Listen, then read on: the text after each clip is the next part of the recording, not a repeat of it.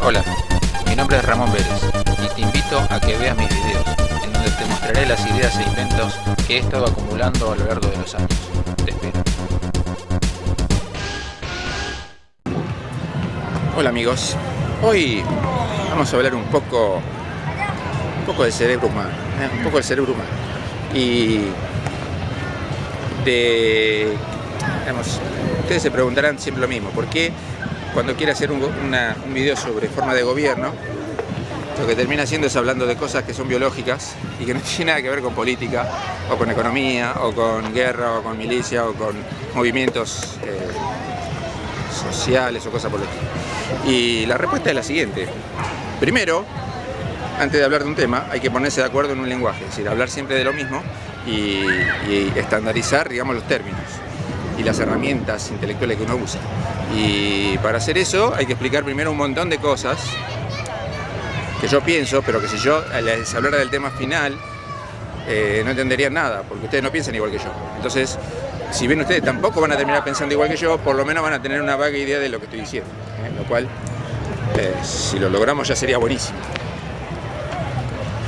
El tema es así. El cerebro humano es el resultado, según la teoría evolutiva, es el resultado de la evolución. Ustedes dirán, bueno, los animales no tienen el cerebro que tienen los humanos, tienen un cerebro inferior, podríamos decir. Y no es tan así, no es tan así.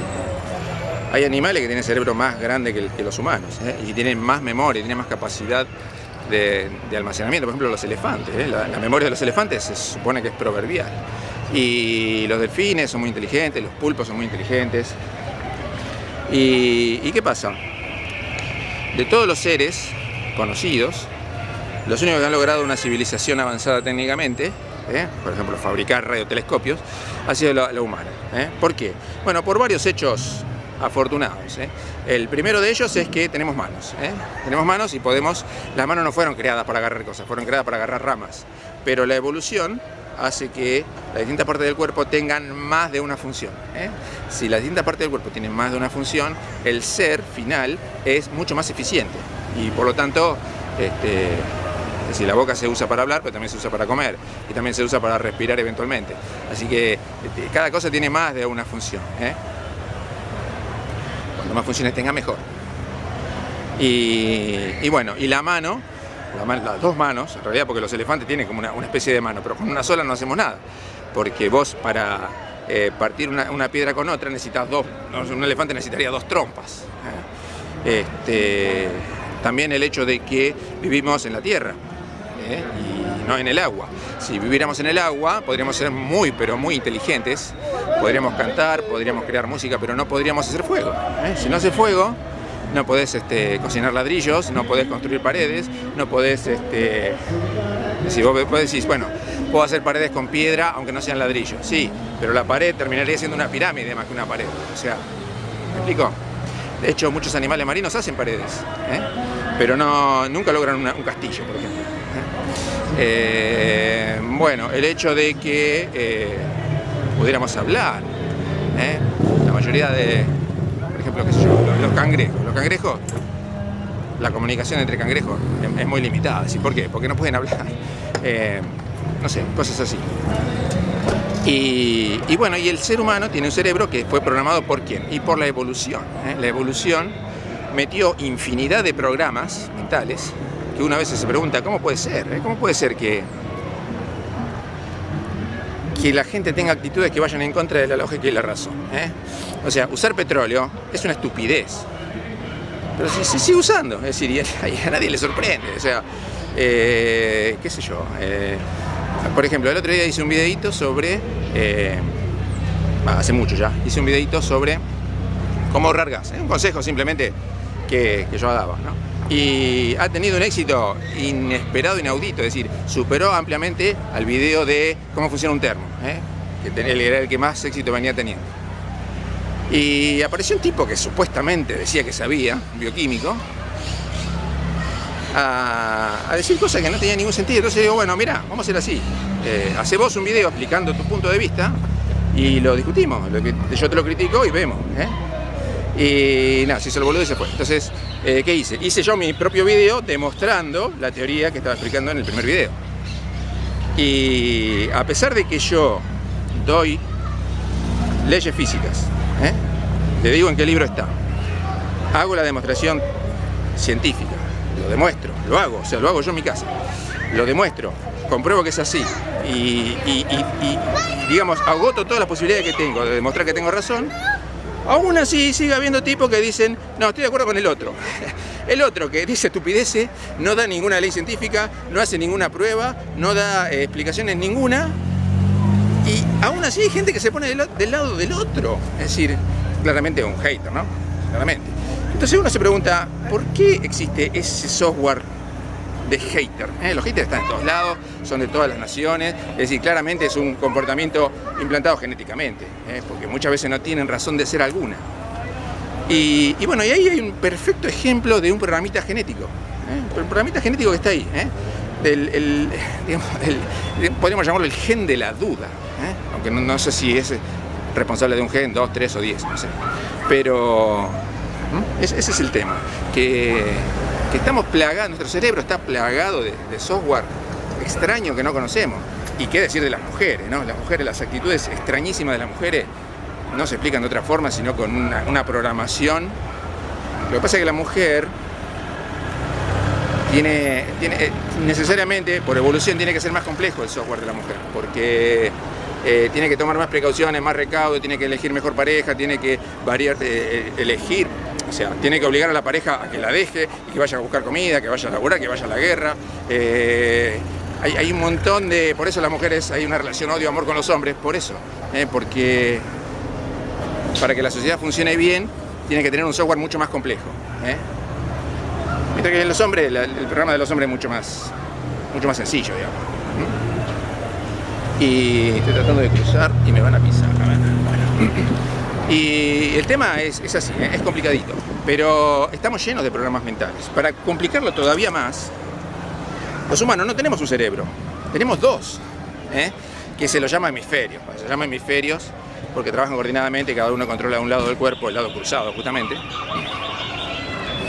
Y da la casualidad, que no es casualidad en realidad, que un lado del cerebro es comunista y el otro es capitalista.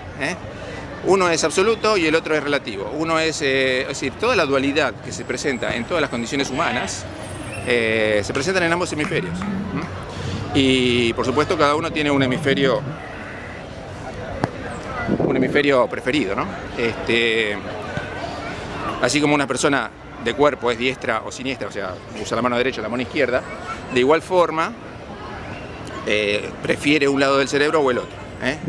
Y además hay otra cuestión, que cuando uno crece, va creciendo, el cerebro está, digamos, viene con los programas instintivos, pero no, viene sin otro software. El software se va aplicando a medida que uno va creciendo, en la niñez. Y ese software, después de que se incorpora, queda para siempre. Es decir, si vos viste a tus padres crecer económicamente, hacerse la casa, trabajar, ser disciplinado, ser obediente de las leyes y todo, lo más probable es que vos seas así. Pero si vos creciste en un ambiente anárquico, sin obedecer las leyes, belicoso, agresivo, y cuando crezcas vas a ser así. Y una vez que creces, ya las redes neuronales ya están tejidas.